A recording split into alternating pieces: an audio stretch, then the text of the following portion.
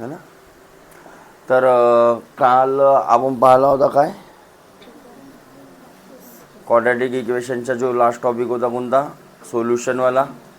Solution जे दिलेले होते अल्फा बीटा, त्याच्यावरून आपण क्वाड्रॅटिक इक्वेशन कसा बनवू. त्यानंतर 2.5चे सांगितले होते समजावून, सोडवल्या सगळ्यांनी. जमले का पण, आणि स्वतः सोडवले की डायजेस्ट वगैरेमधून छापले. पक्कानं स्वतः सोडवा. मी जिवंत आहो तोपर्यंत, मॅम मेल्यावर माहीत नाही. विचारू शकता अजून काही लागलं तर. नाही इथे विचारायची इच्छा नाही होत असेल तर तिकडं कॅबिनमध्ये, ठीक आहे. पण स्वतः करायचं. तुम्ही गेली का, आणि खोटं बोलायचं नाही माझ्यासोबत. आज नाही भेटाल, उद्या नाही भेटाल, परवा. पूर्ण वर्ष तर इकडे जा ना, एक ना एक दिवस तर भेटालच. अरे भेटाल ना, तर त्या दिवशी मग बेकार काम होऊ शकते, ठीक आहे. तर खोटं बोलायचं नाही. खोट्या गोष्टीची चीड आहे. नाही आहे तर नाही आहे म्हण, बरोबर. पण घरी जाऊन प्रयत्न करूच नको. नाही म्हणते भाड्या अजून. अबे घरी जाऊन प्रयत्न करायचा आहे सांगितल्यानंतर. नाही तर बस इकडं सर सांगूनच राहिला, पण आपण काही करू नाही. फॉर एक्झाम्पल हा आपला बोयर साहेब फक्त दप्तर पाठी घेऊन ट्युशनला येणार समजते. तुला एका दिवशी देतो दवाई बिलकुल जबरदस्त. चलो ध्यान दो. तर आता आपल्याला पाहायचं आहे काय, ॲप्लिकेशन ऑफ क्वाड्रॅटिक इक्वेशन. जसा लिनियर इक्वेशनचा ॲप्लिकेशन पाहिला होता, वर्ड प्रॉब्लेम कशा प्रकारे आपण लिनियर इक्वेशनच्या मदतीने सोडवला होता, आहे ना. तर त्याच प्रकारे क्वाड्रॅटिक इक्वेशनच्या मदतीने आपल्याला आता काय करायचं आहे, वर्ड प्रॉब्लेम सोडवायचं. याच्यावर तुम्हाला स्पीडचे किंवा एज रिलेटेड वयवाले समजते ना, वय तसेवाले प्रॉब्लेम वगैरे येऊ शकतात. तर करायचं काय, इथं जो विचारला आहे त्याला कन्सिडर करून टाकायच्या एक्स. जसं आता आपल्या तिकडं लिनियर इक्वेशनमध्ये 2 गोष्टी विचारल्या होत्या, तर आपण एकाला एक्स एकाला, आणि 2 लिनियर इक्वेशन बनवत होता, ॲडिंग सबट्रॅक्टिंग जो काही करायचं आहे, आणि सोल्युशन काढत होता, बरोबर. इथं आपल्याला फॅक्टरायझेशन वापरू शकतो तुम्ही, फॉर्म्युला मेथड वापरू शकता, किंवा कम्प्लिटिंग स्क्वेअर मेथड वापरू शकता, ठीक आहे. कोणती पण मेथड वापरू शकता. पण तसा पहिले इक्वेशन बनवता आलं पाहिजे. तर त्याच्यासाठी काय करायचं, कन्सिडर करावं लागते. काय कन्सिडर करावं लागते, जे विचारलेलं आहे त्याला काय कन्सिडर करायचं, एक्स, जे विचारलेलं आहे त्याला. आणि मग प्रश्नानुसार त्याची मॅथमॅटिकल लँग्वेजमध्ये थोडीशी मांडणी करून पाहायची. मल्टिप्लिकेशन म्हटलं तर मल्टिप्लिकेशन, डिव्हिजन म्हटलं तर डिव्हिजन. ते समजलं पाहिजे आपल्याला की प्रश्नामध्ये काय म्हणत आहे, ठीक आहे. त्याच्यासाठी थोडीशी रीडिंग स्किल बरोबर पाहिजे आपली, ठीक आहे. काय म्हणते, there is a rectangular onion store house. एक स्टोअर हाऊस आहे म्हणते, गोडाऊन वगैरे ज्याला म्हणतो ना आपण. त्याच्यामध्ये काय स्टोअर करायचे आहेत, onion. In the form of mister Ratnakar Rao at तिवसामध्ये आहे, ठीक आहे. तेवढा आता त्याच्यात काही इन्फॉर्मेशन भेटली का आपल्याला कामाची, नाही. फक्त एवढा माहीत झाला की काय आहे, रेक्टँग्युलर आहे. त्या पूर्ण वाक्यामधून आपल्याला एक गोष्ट समजली की काय आहे, कामाची कोणती आहे, रेक्टँग्युलर. बाकी तो तिवसाले राहो नाही तर बंबईले राहो त्याच्याशी काही घेणं देणं नाही. The length of rectangular base is more than the breadth by 7 metre and the diagonal is more than the length by the 1 metre. काय सांगितलेलं आहे की जे लेंथ आहे, लेंथ आहे ना, रेक्टँग्युलर आहे, तर रेक्टँगलच्या काय राहते, लक्ष द्या. रेक्टँगलची ही राहते लेंथ, आमने सामनेची बाजू सारखी, आणि ही राहते, बरोबर. तर जी लेंथ आहे म्हणते ते काय म्हणते, the length of rectangular base is more than breadth by 7, म्हणजे ब्रीथपेक्षा कितीने मोठी आहे. आणि जो डायगोनल आहे, डायगोनल म्हणजे आता आपण जो हा बेस एरिया समजू, ठीक आहे. रेक्टँग्युलर बेस समजतं ना, या रूमचा जो फ्लोअर आहे तो कसा आहे, रेक्टँग्युलर आहे. तर त्याच्या डायगोनल म्हणजे या पोर्शनपासून तर त्या पोर्शनपर्यंत काय आहे, डायगोनल काय आहे, is more than length by 1, बरोबर. Find the length and the breadth of the store house. आपल्याला काय करायचं आहे, लेंथ फाइंड करायची आहे किंवा ब्रीथ फाइंड करायची आहे. कसं काढू शकतो आपण आता, काय काढू शकतो? आता एक रिलेशन याच्यामध्ये दिलेला आहे, कोणता पहा, ओळखा थोडासा. हा थोडासा डायगोनल, हा इथं काढून दाखवतो तुम्हाला डायगोनल. तर हा काहीतरी दिसत आहे का तुम्हाला? काय दिसत आहे? रेक्टँगल, आपला ट्रायंगल दिसत आहे. कोणता वाला? Right angle triangle. मग राईट अँगल ट्रायंगल बद्दल आपल्याला काय काय माहीत आहे? तर त्याचा एरिया माहीत आहे, हाफ इंटू बेस इंटू. त्याची पेरिमीटर आपण मोजू शकतो, डायरेक्ट बेरीज करू शकतो. पण पेरिमीटर दिलेला आहे का प्रश्नामध्ये? मग एरिया दिलेला आहे का? नाही. मग अजून एक काय माहीत आहे? तर पायथागोरस, बरोबर, की बा डायगोनलचा स्क्वेअर इज इक्वल टू लेंथचा स्क्वेअर प्लस, अरे हा by P T. By P T म्हणजे काय? डायगोनलचा square is equal to L square plus B म्हणू शकतो. अरे म्हणू शकतो. मग हा रिलेशन आपण इथं वापरू शकतो का? पहा बरं, हा रिलेशन आपण वापरू शकतो का? डीची लांबी दिलेली आहे, बी आपण त्याच्या फॉर्ममध्ये लिहू शकतो, करू शकतो. मग कोणाला तरी एक्स कन्सिडर करावं लागेल. कोणाला पकडू? बीला पकडू की एलला पकडू? कोणाला पकडू सांगा? एलला पकडतो. का बरं? कारण बघा, डी ऑलरेडी एलच्या रूपामध्ये आपल्याला दिलेली आहे. अरे एलच्या रूपात दिलेली आहे. त्यानंतर हा एल म्हणजे एक्स पकडलो तर बीची व्हॅल्यू का होऊन जाईल? X minus 7. आणि एलला आपण एक्सच पकडला तर एलच्या ठिकाणी एक्स, बीच्या ठिकाणी ते टाकू आणि डीच्या ठिकाणी. अरे जमते का? तर let length of rectangular base. आता हा सगळा चोराचा, कुठून? प्रश्नामधूनच. ठीक आहे. Base of store house B X, B X. अरे बरोबर. म्हणून L is equal to B plus 7 होती, तर एक्स आणि हा -7 या +7 या बाजूला येईल, तर बीची व्हॅल्यू काय झाली? एक्स -7 झाली. मग डीची पण व्हॅल्यू काढून टाकतो. D is equal to X plus झालं. हां, देन आता याला नाव बारसा वगैरे काही केलं का? नाही. By Pythagoras theorem, by Pythagoras theorem.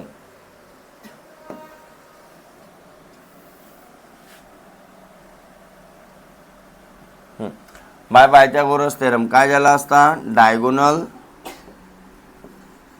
D square is equal to L square plus B square. आता हा असा थोडासा डायग्राम तिथं बाजूला काढून ठेवून द्यायची. काय वे हा? तर रेक्टँग्युलर बेस, हा बेसचा डायग्राम आहे. पूर्ण स्टोअर हाऊसचा डायग्राम काढला का आपण? तो तर 3D राहील ना, त्याची हाईट वगैरे दाखवा लागेल. तर मग डीचा स्क्वेअर, तर डी आपल्याला कशाच्या रूपात भेटली आहे? एक्स प्लस 1चा यल. यल तर आपण एक्स कन्सिडर केलेला आहो, तर एक्सच्या बी. बी किती व्हॅल्यू भेटली? 4. समजलं का? अरे कळलं का? मग काय करू शकतो आता एक्सप्लेन करू शकतो. अरे एक्सप्लेन करू शकतो याला की नाही करू शकत? ए प्लस बीचा होल स्क्वेअर माहीत आहे सगळ्यांना? कावडे उभा हो, सांग. A square plus twice A B plus आणि ए मायनस बीचा होल स्क्वेअर. भांडेबुचे सांग बरं. ए स्क्वेअर मायनस याच्यासारखाच आहे ना, फक्त या प्लसच्या जागी काय राहील? हां हां, हे बेसिक आहेत. डायरेक्ट 9व्या 10व्या वर्गात ट्युशन लावता नालायकांनो. मजा समजलं? तर या प्रॉपर्टीचा आपण इथं वापर करू शकतो का? पहा बरं, इथे एक्स प्लस 1 आहे म्हणजे ए प्लस बी. एला पकडला एक्स, बीला पकडला, तर त्यानुसार एक्सप्लेनेशन करू शकतो. हां, तर काय आलं असतं एक्सप्लेनेशन सपाटे? असा एक्सप्लेनेशन करून दाखव ना याचा. आपल्याला फॉर्म्युलाच नाही मांडता येईल तर का सोडवाल तुम्ही? हां, हा x+1 इकडे दिलेला आहे. हा सांग इकडचा. x² प्लस हा काय आहे? तर 2ab लिहू का इथं? काय लिहू? एच्या ठिकाणी कोण आहे, बीच्या ठिकाणी कोण आहे ती पाहि ना. अरे मेरे भगवान, मी तडकवून देईन.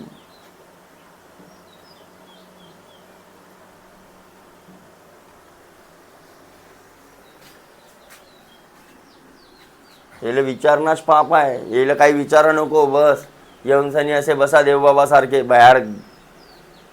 बट तिच्या बाजूची 2x1 च्या काही राहते का? 2 आता या ए बीच्या ठिकाणी म्हणजे काय? ए बी मध्ये काय इंटू, तर 2 × x × 1 प्लस बीच्या ठिकाणी कोण आहे 1 म्हणजे 1च्या. हा एवढूसा काम नाहीये तुला.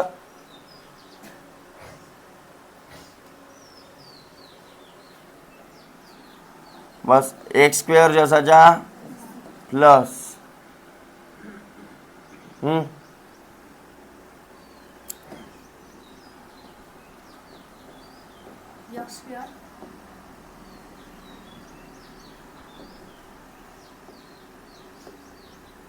हाँ x² minus twice x 1 minus minus का प्लस प्लस 7. हाँ 7 प्लस 7चा स्क्वेअर. इथं मायनस वगैरे घेण्याची गरज नाही. लक्षात आहे. बस इथं जसा -7 आहे ना, तर इथं -7 घेण्याची गरज, कारण तो मायनस ऑलरेडी मल्टिप्लाय होऊन कुठं आलेला आहे समोर. असं म्हणलं का? इथं फक्त त्या पीवर व्हॅल्यू घ्यायच्या. अरे ठीक आहे.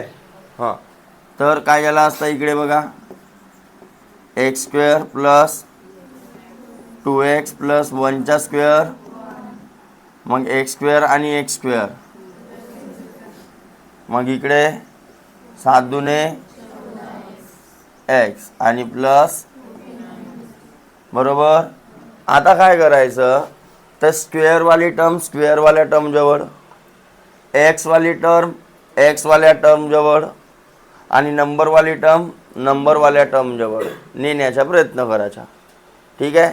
एक ते इकडच्या त्या बाजूला न्या, नाही तर तिकडच्या या बाजूला आणा, काही फरक पडणार. पण नेतांनी नियम माहीत आहे ना, प्लस असेल तर तिकडे जाईल, तर इकडे मायनस असेल तिकडे जाईल, तर कळलं. हां, आता पूर्ण ह्या 3 टर्म आहेत इकडे आपल्याजवळ बघा, सारख्या सारख्या. एक्सवाली इकडे बी आहे, इकडे बी आहे. नंबरवाली या बाजूला आहे, इकडे पण आहे. x² वाली टर्म इथं पण आहे, इथं पण आहे. तर या बाजूच्या टर्म कुठं घेऊन जातो, तर इकडे 2x² पहिलेचा होता, ते x² वाली टर्म कोणती आहे, याच्या समोर काय आहे, तर त्या बाजूला जाईल, तर मग इथं ऑलरेडी पहिलेच्या नंबरवर कोण आहे, -14. हा 2x त्या बाजूला जाईल, तर आणि पहिलेच इकडं जो इकडचा आहे त्याला तसंच ठेवायचा, त्याचे साईन चेंज करायचे. हां, इकडे +1 आहे, तिकडे जाईल, तर जमलं. अरे जमलं. इकडे का राहिला, इकडे राहिला अंडा. का राहिला, 0 राहिला. अबे सगळेच तिकडे गेले ना, हा कमरा खाली गेला. ठीक आहे ना, हा कमरा खालीच ठेवायचा. क्वाड्रॅटिक इक्वेशन काय म्हणते, ax² + bx + c = 0. याच्या फॉर्मॅटमध्ये पाहिजे. समजलं का? तेव्हा त्याचे फॅक्टर आपण पाडू, नाही तर 0च्या ठिकाणी दुसरी संख्या असेल तर जमणार नाही, आणि तो उत्तर काय येईल, चुकीचा. कळलं का? तर हां 2x² मधून 1x² गेला, याच्यासमोर काही नाही म्हणजे 1 आहे. का राहिला? मायनस मायनस मोठ्या संख्येच्या किती आला? 16x आला. 49 मधून 1 गेला इज इक्वल टू बनला क्वाड्रॅटिक इक्वेशन. मग आता काय करावं लागते? तर सोडवा लागते क्वाड्रॅटिक इक्वेशनला. अरे सोडवा लागते.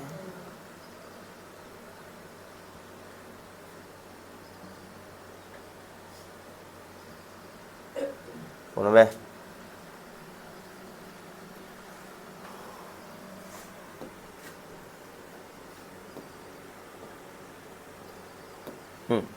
तर 48चे प्लस 48 आहे ना. आता x² समोर काही आहे का? नाही, तर डायरेक्ट 48 घेऊ शकतो. तर याचे असे फॅक्टर सांगा ज्यांची बेरीज किंवा वजाबाकी किती आली पाहिजे? 16. किती आली पाहिजे? अरे कळलं का? असे फॅक्टर ज्यांची बेरीज किंवा वजाबाकी किती आली पाहिजे? चला सांगा. पहिले हा इक्वेशन लिहून घेऊ का चांगल्याने या बाजूला, म्हणजे आपल्याला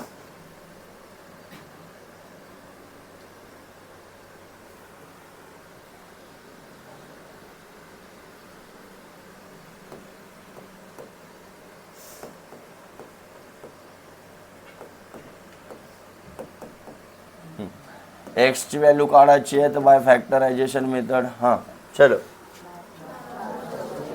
कोणते दिन? 12 12 होता है. तर मग मोठावाला फॅक्टर समोर, छोटावाला मागे ठेवला. आता काय म्हटलं? चिन्ह. याच्या समोर जो चिन्ह आहे तो पहिले मोठ्याच्या समोर ठेवून टाका. ठेवला. आता या दोघांच्या गुणाकार प्लस आल्या पाहिजे, तर याचं चिन्ह काय ठेवू? का बरं मायनस? कारण प्लस ठेवलं असतं तर मायनस गुणीला प्लस काय होते? आणि मायनस गुणीला मायनस. तर झाला, पहिली कंडिशन सॅटिस्फाय झाली. दुसरी, यांची बेरीज किती आली पाहिजे?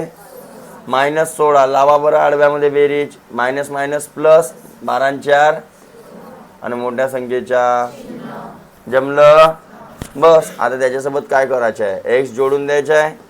तर -12x - 4x is equal to -16. बरोबर. म्हणजे काय समजला? या -16x ठिकाणी मी हे सगळ्या गोष्टी ठेवू शकतो. अरे ठेवू शकतो.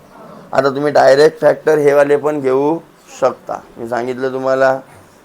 अरे सांगितलं, पण कॉमन वगैरे काढता आलं तर x² - 12x - 4x plus 48 equal to. आता पहिल्या 2 टर्ममधून काय करायचं आहे आपल्याला? आणि या 2 टर्ममधून काहीतरी कॉमन काढायचं आहे. काय कॉमन निघेल? याच्या जोडून काय कॉमन निघत आहे? x. तर याच्या जोड करायला आणि x गेला करायला. तर आता इथं पण x - 12च्या भेटल्या पाहिजे.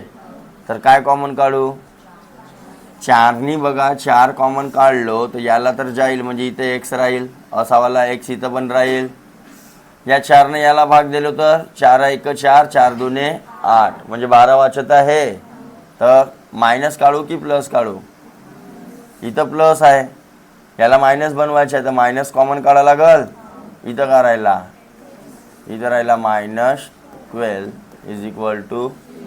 आता 2 ब्रॅकेट बनवून घ्या. x - 12 x - 4 equal to. तर x is equal to x - 12 is equal to और x - 4 इज इक्वल टू.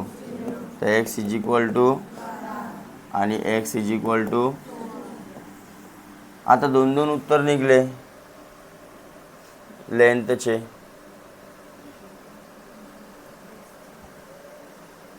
तो कोणसा वाला कन्सिडर करू?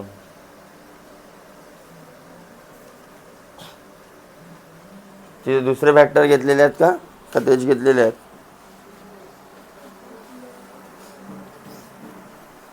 फॅक्टर दुसरे घेतलेले असतील. ब्रीथला एक्स पकडला,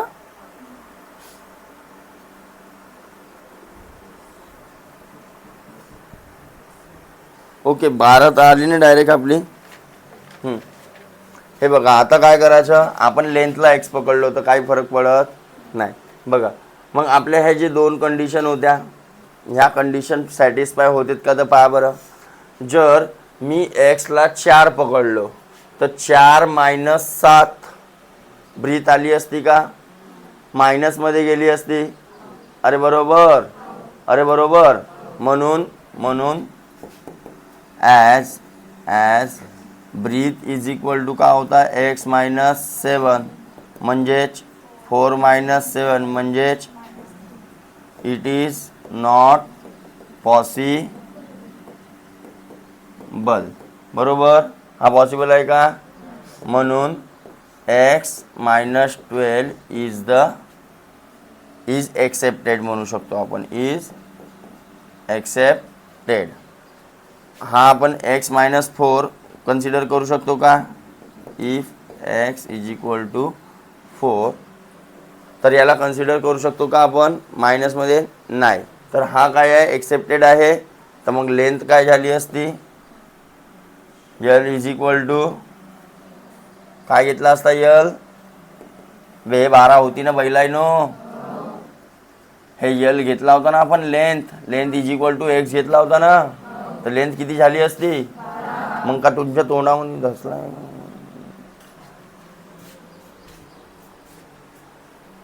झोपीत मग बोलायला काय झालं तुला, मला आवाज नाही राहिला.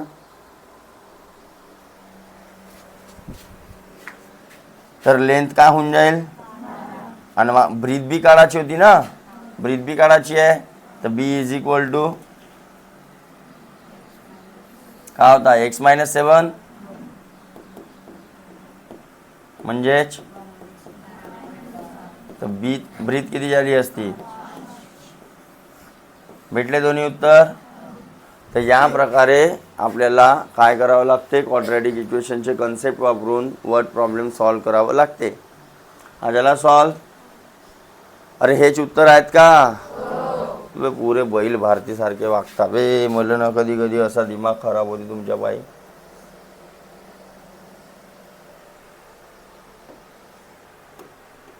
काही फरक पडत नाही. आता जसं इथं काय केलेलं आहे की बा ब्रीथला एक्स पकडलेलं आहे, बरोबर. तर लेंथची व्हॅल्यू सेपरेट काढला, पण शेवटी ॲन्सर बघा काय आलं. The length of a base is 12 आणि breadth of a base is, तेच आलं की नाही आपलं पण. तर फरक पडत नाही, कळलं का. मग जसं आता दुसरा प्रॉब्लेम आहे,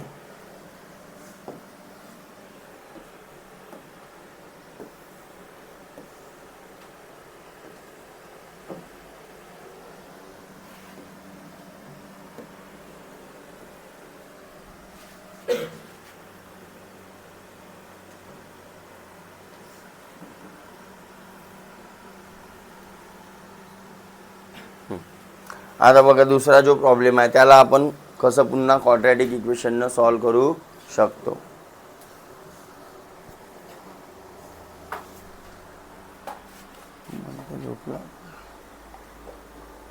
म्हणते झोपला होतास, मग रात्रभर जागा होतास.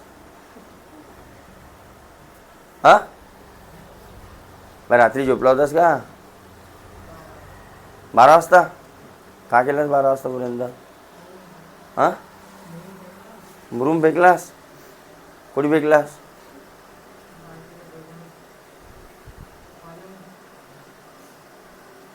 म्हणून झोपून राहिलास का इथं.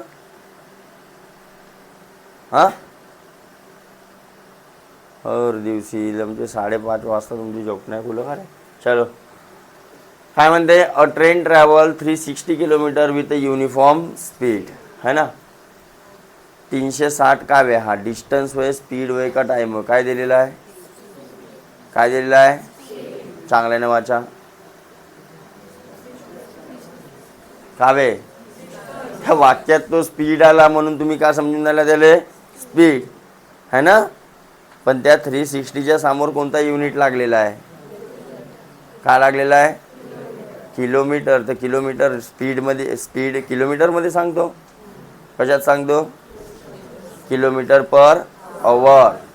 स्पीड कशात सांगतो? हा किलोमीटरमध्ये सांगितलेला आहे, म्हणजे हा काय आहे? ओके, डिस्टन्स दिलेला आहे आपल्याला.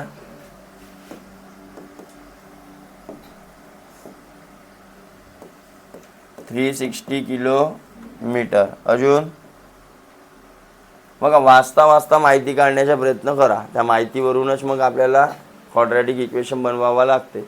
ठीक आहे. मग कन्सेप्ट माहीत पाहिजे तुम्हाला. स्पीडचा फॉर्म्युला काय असते? काय असते स्पीडचा फॉर्म्युला? डिस्टन्स अपॉन असते. आता याच्यापैकीच काहीतरी वापरलेला असेल स्पीड डिस्टन्स टाईमाला, तर आहे का नाही? The speed of the train is increase by 5 kilometre per hour. It takes 48 minute less to cover the same distance. Find the initial speed of the train. तर सुरुवातीची स्पीड काढा म्हणते. तर तिलाच काय पकडून टाकला आपण? एक्स. तिलाच काय पकडून टाकला? Let the initial speed of train काय पकडू? एक्स किलोमीटर पर. अरे बरोबर. आता कॉमन काय आहे दोन्ही कंडिशनमध्ये? पहिल्या कंडिशनने दुसऱ्या कंडिशनमध्ये डिस्टन्स. काय कॉमन आहे? समजलं का? पहिले बी डिस्टन्स तेवढाच होता, आता बी डिस्टन्स. तर पहिल्या कंडिशन, अकॉर्डिंग टू पहिली कंडिशन, हे काय म्हणत आहे? Speed is equal to distance upon time. तर काहीतरी टाईम लागला असेल. आता स्पीड किती घेतला आपण आणि डिस्टन्स किती होता? तर टाईमबद्दल काही सांगितलेलं आहे का? तर टाईमला जसाच्या तर टाईमच्या रूपात त्याला काढून टाकतो. म्हणजे हा इकडे घेतला तर 360 अपॉन एक्स. हा काय झाला आपला? टाईम. हा काय झाला? मग काय म्हणते दुसऱ्या कंडिशनमध्ये? When the speed of the train increase by. When speed increase by 5 kilometre per. पहिलेची स्पीड किती होती? एक्स. तर आता पुन्हा speed is equal to distance upon. बरोबर. आता बघा, यावाल्या याच्यावरून येईल. स्पीड पहिलेची एक्स होती, आताची काय झाली असेल? बरोबर. डिस्टन्स पहिलेचा किती होता? 360 होता, आता बी किती आहे? पण टाईम काय झालं म्हणते? 48 मिनिट लेस पहिलेपेक्षा. तर पहिलेचा टाईम किती होता? किती होता? पहिलेचा टाईम किती होता?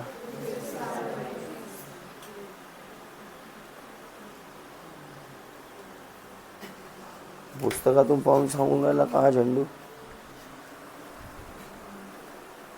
मी पुस्तकातून काही सांगितलं मग का आलू पाहिजेच ती?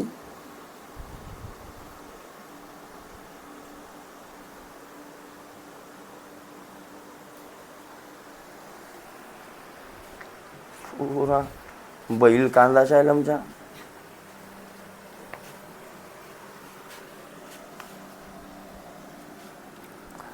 तर हा टाइम जो आहे हा वेगळा टाइम आहे, अरे म्हणू शकतो. तर याला आपण नाव देऊ T2. हा जसा ज्याला T1 पहिल्या केसचा, त्याला नाव दिला T2. हा इकडे येईल तर काय होईल? T2 is equal to. मग आपल्याला काय दिलेलं आहे? तर आपल्याला दिलेला आहे हा 48. मग या 48च्या मांडणी कसा कराल? हा 48 का वे? तर पहिले जो टाइम लागत होता ना, आता जो टाइम लागते तो कमी लागते. बरोबर. सपोज पहिले मला एक टॉपिक शिकवायला सपोज 60 मिनिट लागत होते, आता 20 मिनिट कमी झाले, म्हणजे किती लागत असतील? तर बघा, तो जो 20 आहे तो उत्तर कसा येईल? 60 मायनस 40. पहिलेचा टाईम मायनस आताचा टाईम, तेव्हा जाऊन उत्तर काय येईल? 20. अरे 20 मिनिट कमी लागतात ना. तर पहिलेचा टाईम होता 60 मिनिट, आताचा टाईम आहे 40 मिनिट. तर फरक कितीचा आला ना. त्याने 40 नाही सांगितलं नव्हतं ना, आपल्याला काय सांगितलं नव्हतं की 20 मिनिट कमी लागतात असा सांगितला. तर इथं काय सांगितलेलं आहे, 40 मिनिट लेस लागतात. तर कमीवाला हवाला होय, जास्तवाला. तर मी मांडू शकतो अकॉर्डिंग टू कंडिशन. काय आला असता, T1 minus T2 is equal to 48 minute. म्हणू शकतो का? अरे म्हणू शकतो का? पण इथं जो टाईम वापरला आपण तो अवरमध्ये वापरला. तर याला पण कशामध्ये कन्वर्ट करायला लागेल, म्हणजे डिवाइड बाय ह्याला आवर. आता T1 किती होता आपल्याजवळ, 360 अपॉन मायनस T2 किती होता, 360 अपॉन इज इक्वल टू. बरोबर, येथपर्यंत कळलं का सगळ्यांना? मग आता याचा आपल्याला वापर करून क्वाड्रॅटिक इक्वेशन बनवायचा. बरोबर, कसं करून, इथून काय कॉमन काढू शकता, तर अंदर का राहिला मायनस इज इक्वल टू. बरोबर, अरे हो. मग हा 360 इकडे मल्टिप्लायमध्ये आहे, तिकडे जाईल तर यांच्या क्रॉस मल्टिप्लाय करा. x प्लस 5 मायनस भागीला x into x plus is equal to 48 upon 60 into, हा खाली येईल डिवाइडमध्ये, कारण इकडे मल्टिप्लायमध्ये होता, इकडे जाईल तर अजून काय करू शकतो बघा. तर हा प्लस एक्स आणि मायनस एक्स कटला, तर इकडे राहिला, इकडे एक्स स्क्वेअर, या एक्सचा गुणाकार याच्याबरोबर, या एक्सचा गुणाकार याच्याबरोबर, एक्स स्क्वेअर आणि हा 5x. इकडे 12 चौ 12 पंचे 4 एक 4 9 आणि हा, तर इकडे राहिला 1 अपॉन. अरे ठीक आहे की नाही आहे, चालेल. आता क्रॉस मल्टिप्लाय करून घेऊ, कारण हा डिवाइडमध्ये एक्स स्क्वेअरची टर्म चांगली दिसते का आपल्याला. तर हा इकडे मल्टिप्लाय होईल, म्हणजे 5 गुणिला 5 गुणिला, आणि इकडे एक्स स्क्वेअर प्लस यांचा गुणाकार किती झाला, 5 5 25 आणि 25 9 225. 225 वर 1 0. बरोबर, मग काय करू शकतो, या बाजूला येईल, तर इकडे काय राहिला, x square plus 5x minus काय होईल 2250. आला असता एवढा. हां, तर आता या 2250चे मला असे फॅक्टर पाहिजेत ज्यांची बेरीज किंवा वजाबाकी किती आली पाहिजे, 5. आता जमतीत का मोठ्या संख्या आपल्याला नाही जमत आहे की नाही, पहिलेच सांगितलं नाही जमत म्हणून. तर फॅक्टर पाडत न्यायचे सेपरेटली, असे काय पाडायचे फॅक्टर. तर आताच एक फॅक्टर आपण पाहिला काय, 25 गुणिला 90. यांचा फरक येते का काही, 5 एवढा नाही. मग 25 आपला हा काय 90. तर हा 25 जसाच्या, याला काय लिहू शकतो, 45 गुणिला 2 लिहू शकतो. आणि आता काय करा, या दोघांच्या इंटू करून टाका. तर 50 इंटू बेरीज तर याची 95 येते, पण वजाबाकी किती येऊन दिसून राहिली, म्हणजे तेवढी येऊ शकते. तर हे वालेच फॅक्टर आपल्या कामाचे आहे. जमलं? अरे जमलं. मग काय सांगितलं होतं, मोठ्याच्या चिन्ह दिला. आता याच्या चिन्ह असा काय ठेवू जेणेकरून दोघांचा गुणाकार मायनस आल्या पाहिजे. का ठेवा लागल, तेव्हाच दोघांचा गुणाकार काय येईल, बरोबर. आणि या दोघांची बेरीज वजाबाकी कराल तर काय येईल, येईल. आता डायरेक्ट लिहितो फॅक्टर, म्हणजेच x + 50 आणि x minus is equal to, एक्झाममध्ये तुम्ही असं डायरेक्ट करायचं, कॉमन काढता आलं का सांगू.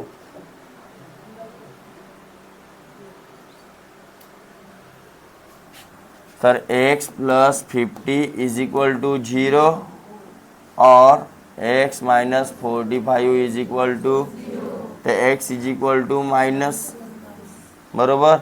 आणि इकडे काय होईल, x इज इक्वल टू, त्या साईडला जायला तर प्लस होईल ना.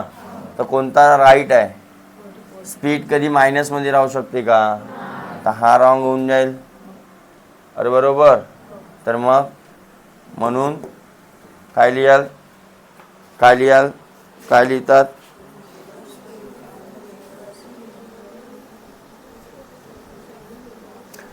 काय लिहू शकतो आपण, speed can not be negative, hence x is equal to 45 is accepted. म्हणून स्पीड काय झाली असती, 45 किलोमीटर पर, समजलं. अरे कळलं का. तर या प्रकारे आपल्याला जायचं आहे सॉल्व करत. तर आता एक्झरसाइजमधल्यांचे इक्वेशन मी समजावून सांगतो, बाकी सॉल्व कोणाला करायचं आहे. अरे समजलं का, इक्वेशन कसं बनवता येईल ते थोडं सांगतो तुम्हाला, की नको सांगू, बनवाल तुम्ही, बनवाल ना.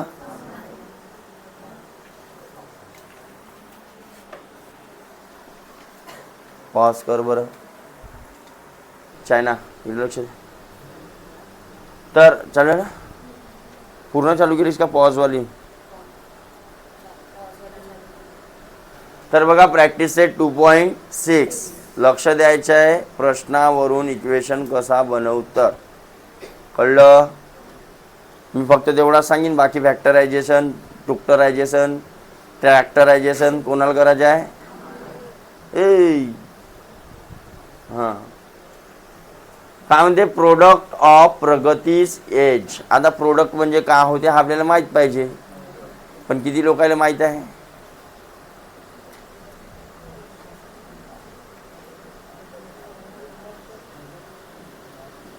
हे नवीनवाले बकरीने एका दिवशी मला नाही का ताप आणतीन, ताप समजते ना, ताप.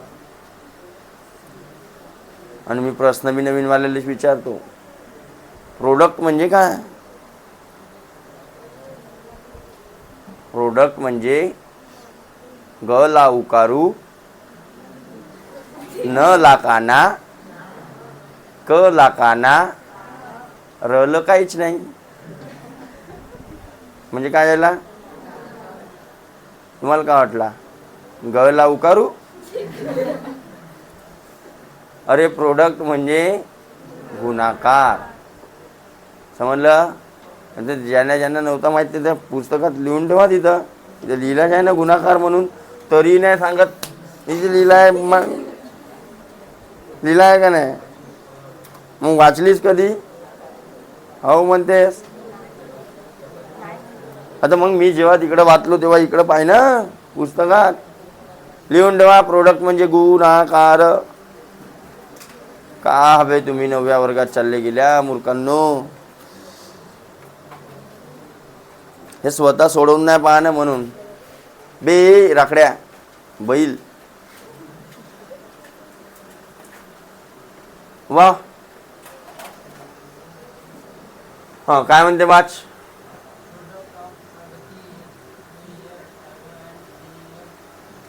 हेन्स, हेन्स म्हणजे सामने. ॲगो म्हणजे पूर्वी, ॲगो म्हणजे, आणि हेन्स म्हणजे नंतर, हेन्स म्हणजे, अरे बरोबर. म्हणजे तुम्हाला काय दिलेलं आहे, प्रगतीच्या 2 वर्षाच्या पहिलेची एज आणि 3 वर्षाच्या नंतरची एज यांचा गुणाकार किती आहे म्हणते, किती आहे म्हणते. तर तिची प्रेझेंट एज काढा. बरोबर. तर प्रेझेंट एजला काय पकडून, एक्स. प्रेझेंट एज आताची वय काय झाली, एक्स. तर 2 वर्षाच्या पहिलेची काय झाली असती, जसं माझी आताची वय आहे 30, 30च्या छावनं मी. तर 2 वर्षाच्या पहिलेची काय असेल, 28. तभी तो मैं जवान था, अभी मैं बूढ़ा हो गया और 3 साल बाद मैं मर जाऊंगा. हां, आताची एज काय आहे, सपोज एक्स. 28 मध्ये म्हणजे 2 मायनस केला होता ना आपण. तर काय कराल मग, 2 वर्षाच्या पूर्वीची एज एक्स मायनस, बरोबर. आणि 3 वर्षाच्या नंतरची एज म्हणते तर काय येईल, बरोबर. अरे हो. तर let present age is equal to x किंवा बी एक्स. तर मग काय लिहाल, 2 इयर ॲगोज एज काय होईल, एक्स मायनस 2.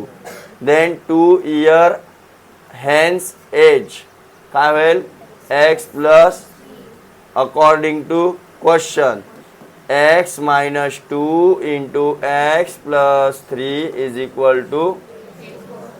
मग हा गुणाकार शिकल्या नाही का तुम्ही कधी, 5व्या वर्गापासून. कोणाकोणाला नाही करताय हा गुणाकार, इमानदारीने सांगा, एक वेळा सांगतो.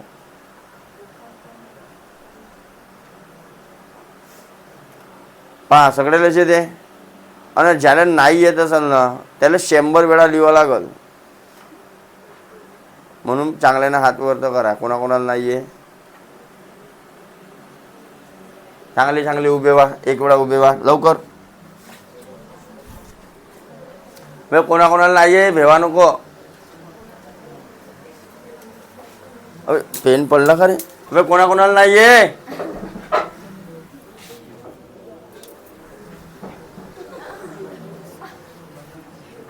आतापर्यंत का गेल्या बे, 9व्या वर्गापर्यंत चालल्या गेल्या, एवढा गुन्हाकार नाही आहे तुम्हाला.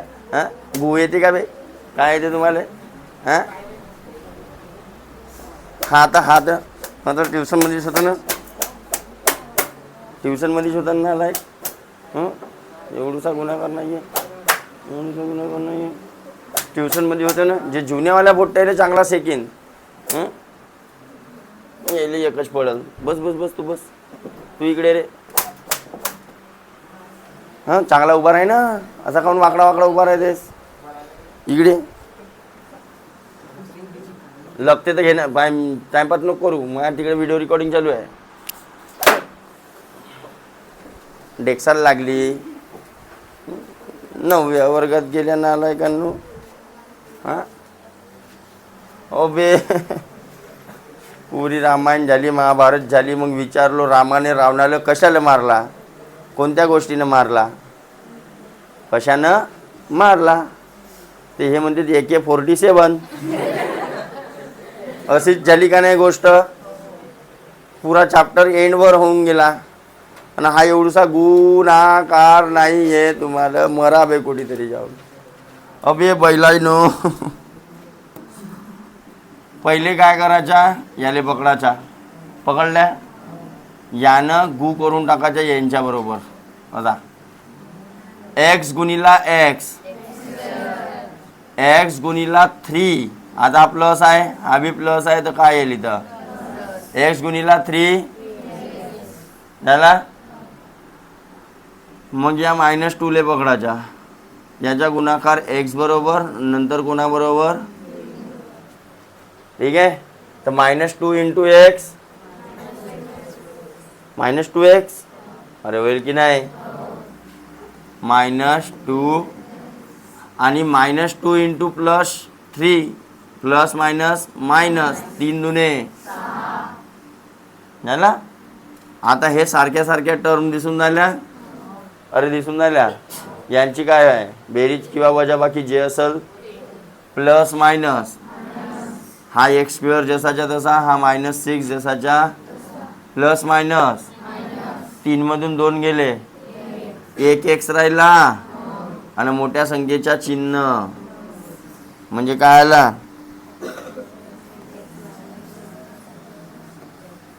-6 इक्वल टू का होता. तर हे इकडे इक्वल टू मध्ये का पाहिजे आपल्याला, तर हे 84 या बाजूला येतील. तर काय झाला x² plus x minus minus मोठ्या संख्येच्या म्हणजे किती इज इक्वल टू. आता याले समोर सोडवायचा कोणाला आहे, अरे कोणाला सोडवायचा आहे, सोडवाल. सुरतच दिसते बे तुमची. मानत असे आले होते ते नवीनवाले पोरं, बापा बापा बापा बापा आमच्या आता पुरा सोडवणार आहेत. एक दिवस आपल्या त्याच्यासाठीच राहते सोडवासाठी. एक दिवस शिकणे दुसऱ्या दिवशी सोडवणे, कारण घरी तर तुम्ही करा नाही आहे का नाही.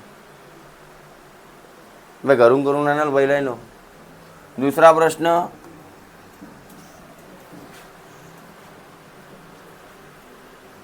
सम of the square of a 2 consecutive natural even number. बघा 2 कॉन्झिगेटिव्ह म्हणजे क्रमवार.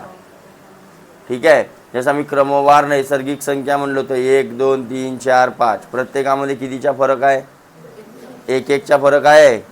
पण मी सपोज म्हटलं क्रमवार नैसर्गिक समसंख्या तर 2, त्यानंतर दुसरी कोणती येईल 4, त्यानंतर दुसरी कोणती आहे, त्यानंतर दुसरी कोणती येईल, समजलं. तर ह्या प्रत्येकात कितीचा फरक आहे, अरे कितीचा फरक आहे. तर तो काय म्हणते, the sum of the square of the 2 consecutive natural even number. तर पहिले आपल्याला लेट करावं लागेल, लेट. मग काढा कोणती म्हणते, find the number.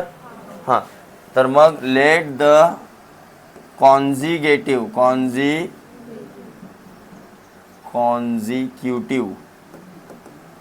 Number be x आणि एक्स प्लस हे 2 नंबर घेतला आपण, अरे घेतला. तर यांच्या काय म्हणते स्क्वेअरची, यांच्या स्क्वेअरची किती आहे म्हणते, हा एक नंबर त्याच्या स्क्वेअर, हा दुसरा नंबर होता x+2 त्याच्या, आणि त्यांची इक्वल टू बरोबर. मग a + b चा होल स्क्वेअरनं याला एक्सप्लेन करायचा, याला एक्सप्लेन करायची गरज, x² जोडून घ्यायचा आणि क्वाड्रॅटिक इक्वेशन तयार. जमल हां पक्का. नाही जमला तर ते आहे ना मावशी कुठे गेली. ठीक आहे, तुम्ही नच आणल्या, मी न आणलो.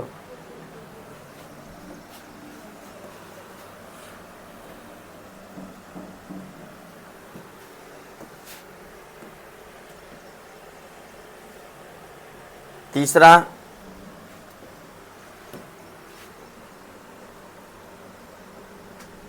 काय म्हणते तिसरा बघा क्वेश्चन. तिसरा इकडचा क्वेश्चन नाही दिसत तर तिकडच्या वाचाचा. बैल भारती माझ्याकडे पाहून राहिला थोबाडा काढ. In the orange garden of a mister Madhusudan there are 150 orange tree. Total किती ट्री आहेत म्हणते, कशाचे, संतरा.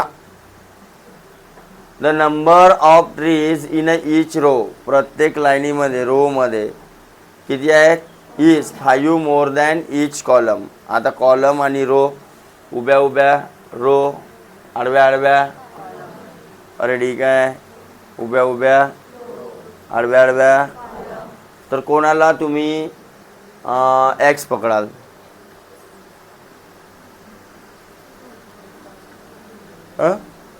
कॉलम.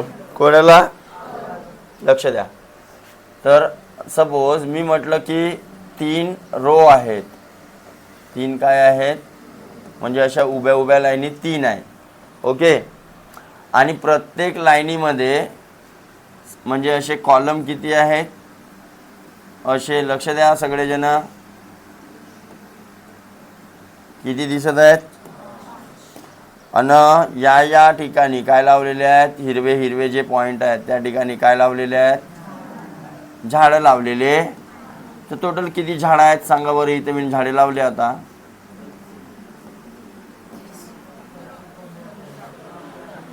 एक एक मोजल्या? काय केल्या? एका कॉलममध्ये किती आहेत ते पाहिल्या? किती आहेत?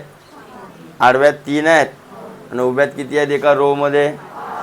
तर 5 गुणिला रो सपोज. आणि हे आडवेवाले काय झाले?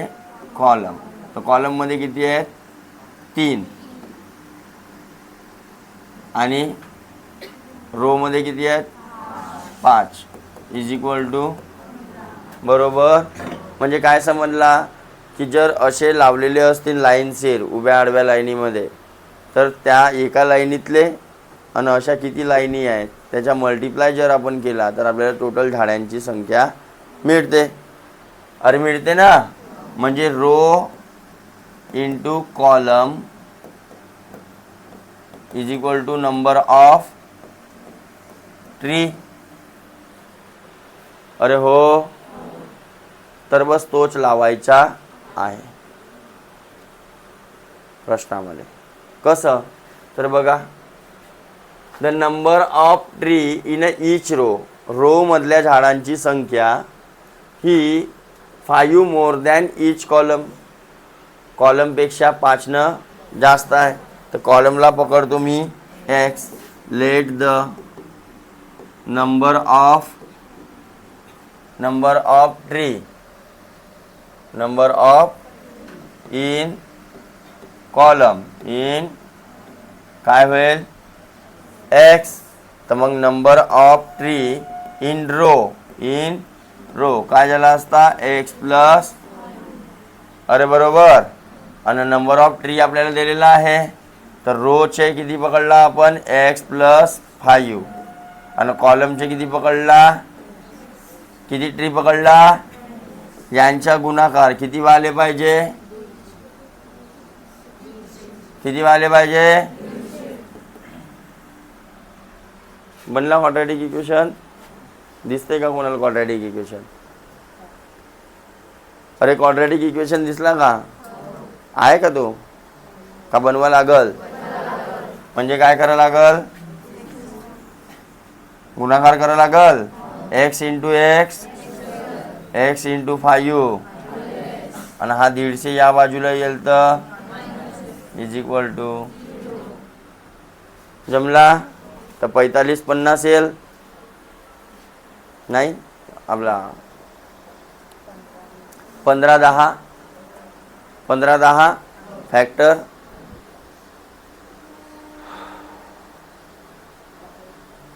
तर 10 कॉलम झाले असते 10, रो झाले असत्या 15. तर सोडवाल? हां स्टेप दिलेल्या आहेत तुम्हाला. तर असे डब्बे नको काढाल तिथं. हे स्टेप्स होत नाही. याच्यातच भरता काहीतरी झाला सर सोल्युशन. हां एक्झाममध्ये अशी ॲक्टिव्हिटी दिलेली राहिली. असा डब्बा ज्याला नाही आहे त्याच्यातच काहीतरी अंडापुंडा करून टाकतेत. ह्या सर भेटला अर्धा मार्क. असेच तर 5 झाल्या 9व्या वर्गापर्यंत.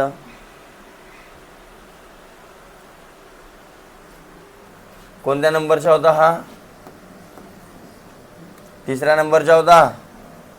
4था नंबर.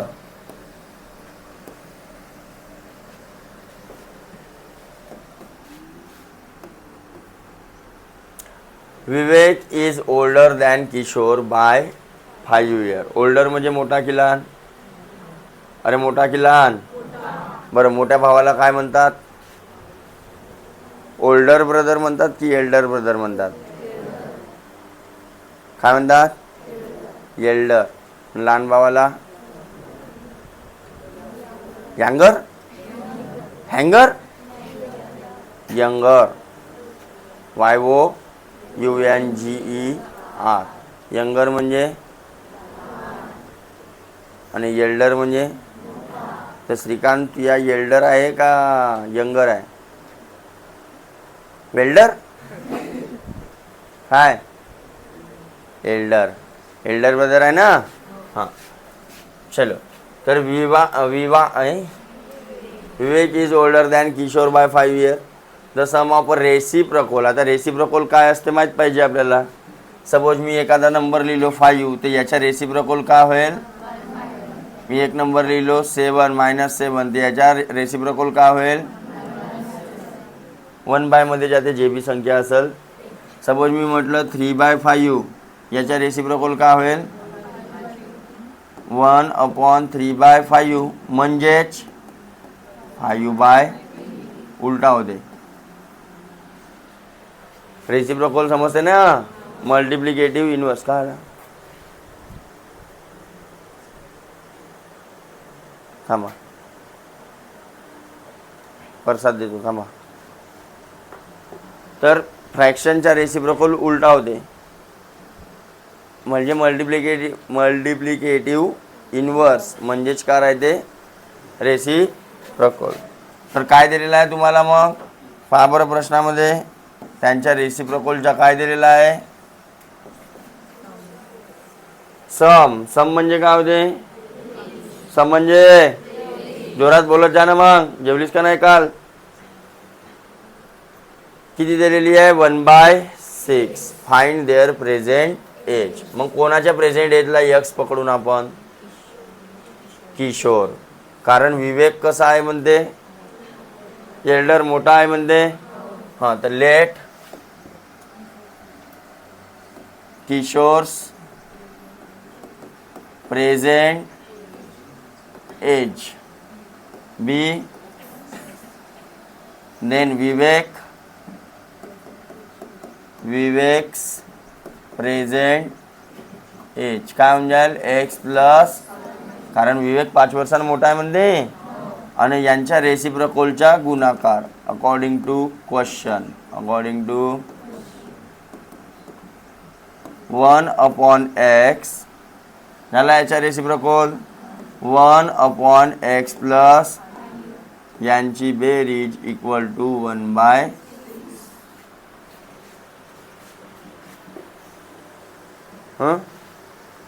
मग काय कराल? अरे डिवाइड मध्ये दिसला एक्स वगैरे, तर क्रॉस मल्टिप्लाय होते का ते पाहून टाक. तर हा इकडे मधात काय आहे? एक्स इंटू 1 एक्स झाला, आणि इकडे x into x plus is equal to. आता यांची बेरीज किती झाली असती? 2x plus x plus x 5 plus, आणि डायरेक्ट ब्रॅकेट रिमूव्ह केला तर हा एक्स बरोबरच जुळेल, 5 बरोबर जुळेल का? नाही तर म्हणाल सर एक्स आणि एक्स 2x आणि हा 5 7x होईल का? अरे आपापल्या जातीवाल्यासोबतच बेरीज किंवा वजाबाकी होते. समजलं का? अरे कळलं का? हां, मल्टिप्लाय कुठं पण होऊ शकते. अरे समजलं ना तुम्हाला? येणे नाही समजला? बोगस विद्यार्थी तिकडे समजला? बहुत समजते पे. थांब येतो थांब. आणि इकडे एक्स इंटू एक्स, इकडे 1/, हा इकडे हा. साला एवढा मी कोणाच बॅचले नाही सांगितलं एक ह्याला. आणि हा वंजा राहील का? आता पुन्हा गुणाकार आहे. मल्टिप्लाय सांगितलं दुसऱ्या जाती बरोबर होऊ, याला बी होईल. हां, काय येईल?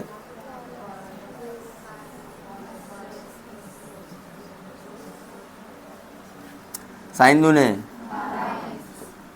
6 पंचे, हा प्लस होता तर प्लसच राहील.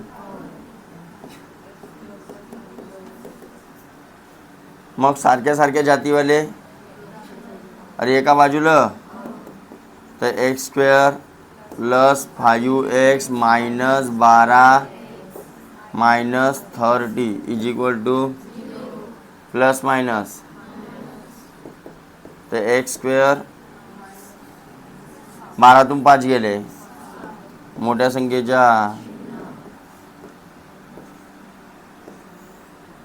आता समोर कोण सॉल्व कर जमल का? समोर सॉल्व करायला जमल का?